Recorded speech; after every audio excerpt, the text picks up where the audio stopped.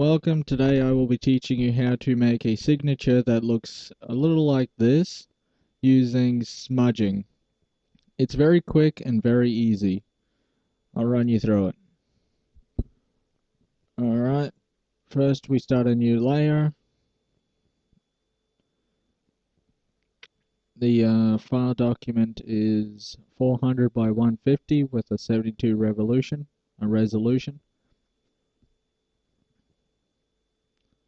Remove the background there so it becomes a layer, completely editable. We won't be using it, but it's there. We grab our render, Control A, Control C to Control V. Resize it, Control T. Make sure it fits in the canvas to a size of your liking.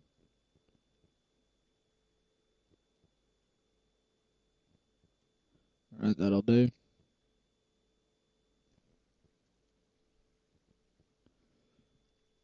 We then grab the other two images that I got here. These will be your background.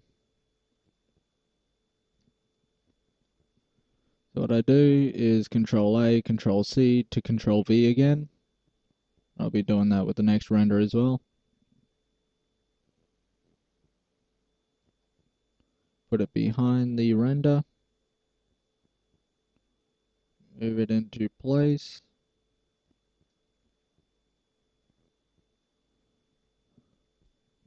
Control J to duplicate the layer so I can move it into the next position that I want.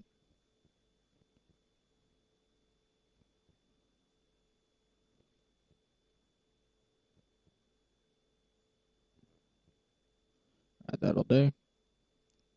Next render. These renders are called C4Ds. As far as I know, you can find them on DeviantArt. Just search up on DeviantArt C4D renders. So now I place this right about there, looks good. I create a new layer down over here. I go up to image, go down to apply image, and basically what it does is it takes all the layers and puts them into one layer. When you are applying an image, you do have to create a new layer, or else the apply image will take over whatever layer you got highlighted. So let's see, we'll desaturate now, so you go to image, adjustments, desaturate. We go into our smudge tool. You can select any brush you want. If you want to use, say, this one here, or this one, or this one, even up here at these ones. You can even use the circles as well. Depending on what brush you use, depends on how it's actually going to look. So I'm going with this one here. It's 5 down on the left side. So now I go over to here to the brush settings. You may not have that there.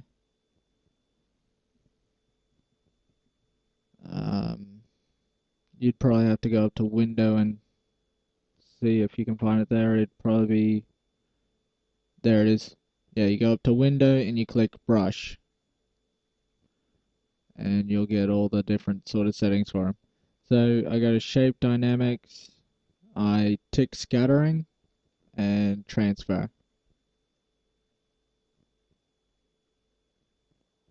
So I put that up to 100%. In transfer, I change strength jitter to 100%. Scattering, keep that the same. Shape dynamics, angle jitter to 100%. Roundness jitter to about 70%. And minimum roundness to about 55%. Go to scattering one more time and change the scatter down to about 200%. Change the size to 30 pixels and you just smudge away. Probably change the strength up to 70%. There we go, much better.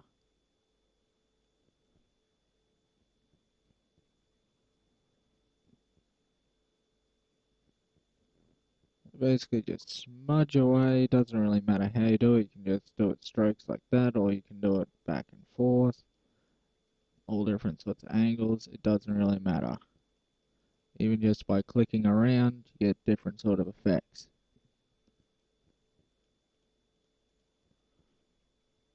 So now what I do is I move the render up, so it's on top, create a new layer, apply image.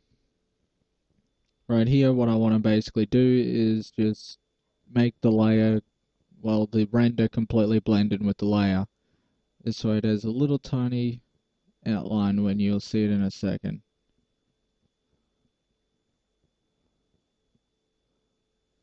Now when I, once again, put the render on top, and I go apply image. Actually, first I'm going to have to, like I said before, it tries to take over the layer if you don't create a new layer. So, create a new layer, apply image.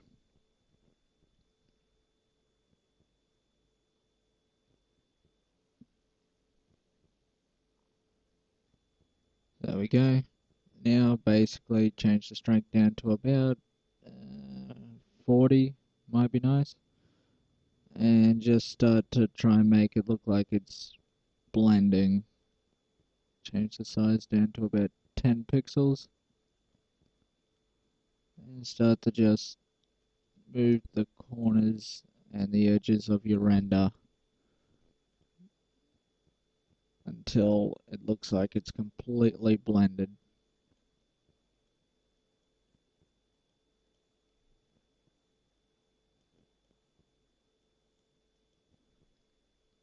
There is such thing as over blending, so be careful. If you do make a mistake or you don't like something, you can go Control Alt Z several times to go back.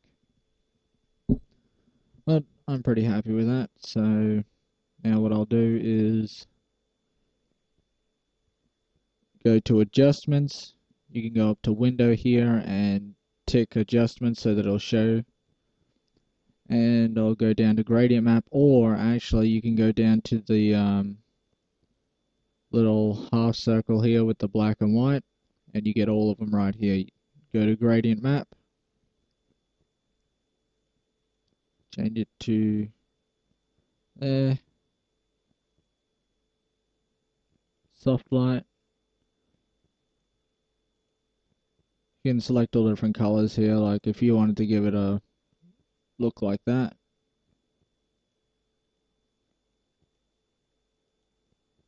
I'm going with the black and white, makes it a little bit more darker. Alright, create new layer and apply image.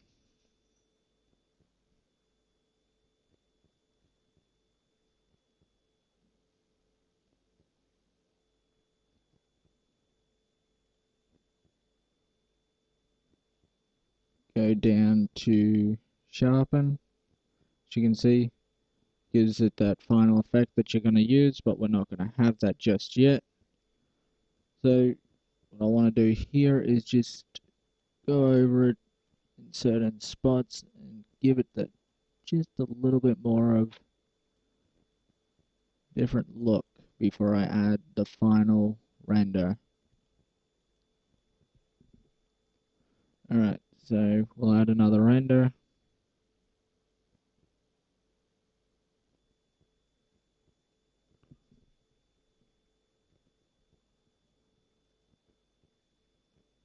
We're going to add the Romanized clock. This isn't a very good example of a Roman clock, as you can see if you look at the fourth character.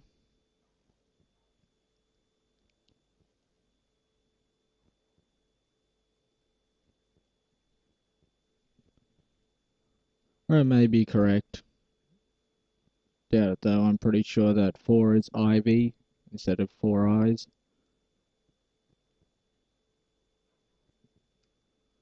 Control T. I then Alt Shift the corner to resize it the way I want it. Change it around.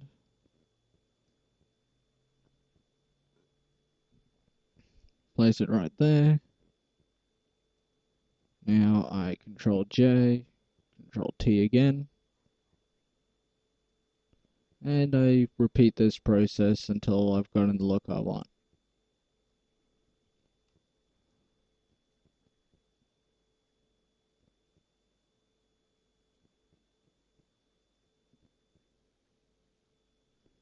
So what I do is I change all of these now to soft light.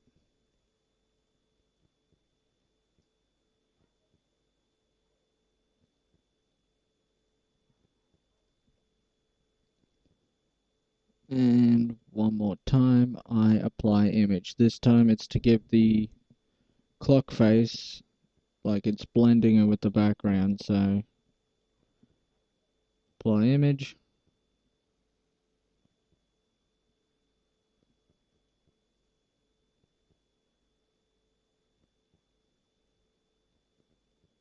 Change the strength down to about 15%. And now I just start to go over it.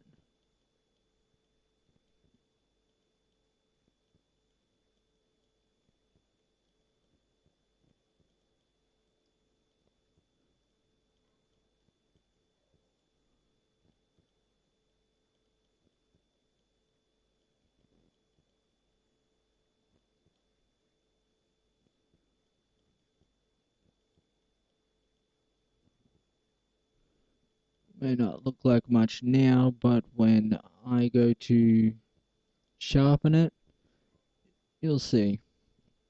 So if I go up to filter, go to sharpen, see it has that, just that little bit where it looks like it's blending in. Unsharpen it.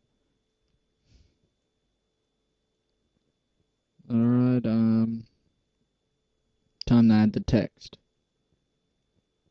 I won't add the entire quote, I'll just add a quick little bit of text.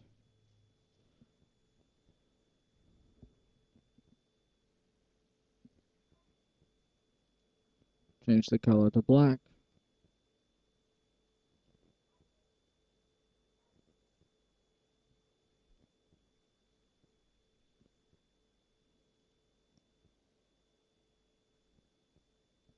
Got a character over here. I have this ticked and bold ticked. Basically what it makes is lowercase be capitals, but lower than capitals. I'll show you here. So we put up a capital, gotta change the size. So about size 12. So when I put a capital E, it then puts a capital V, E, N, but smaller.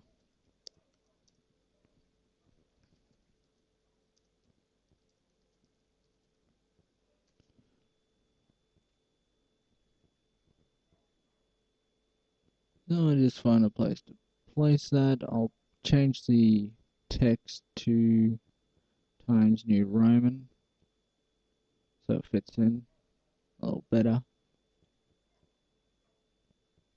Change the color, but it looks like it didn't go to black. No, there we go. So what I do now is I do soft light again, and I just find a position where I can put that where it's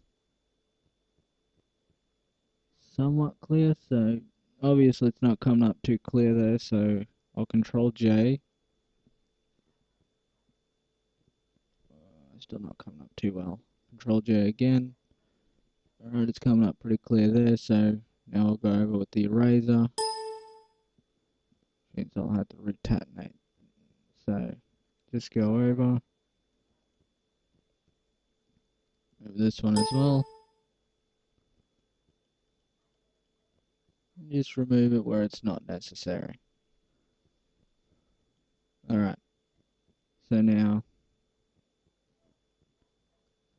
add the final text down here. I add her name, or you could use your forum username. It's completely up to you.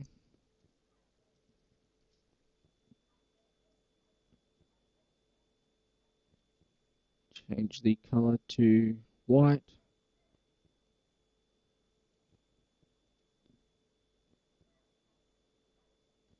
And then I change the opacity down to about 50%.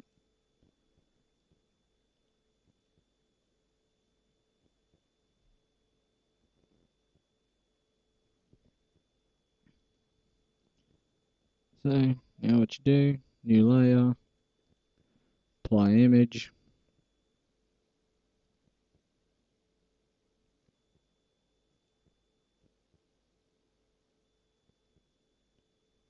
and now you go over it with the smudge.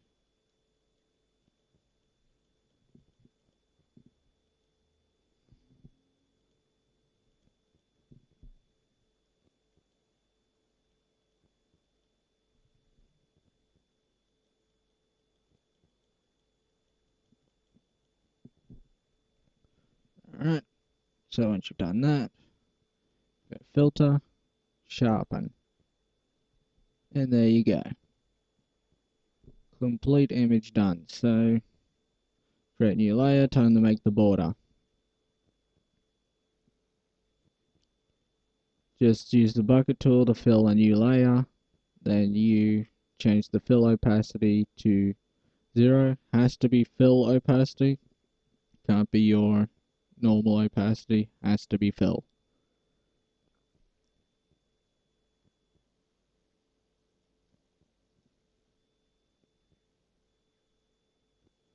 So we change the stroke, we make it inside, about size 6.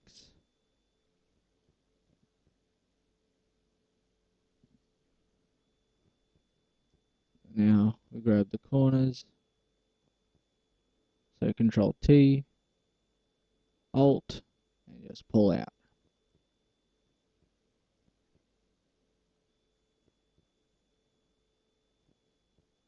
You can change the standard opacity down to about 50% to give it that extra effect. And there you go. A very quick, very easy signature to make that looks pretty good. Thank you for watching. I'll have more videos up every week.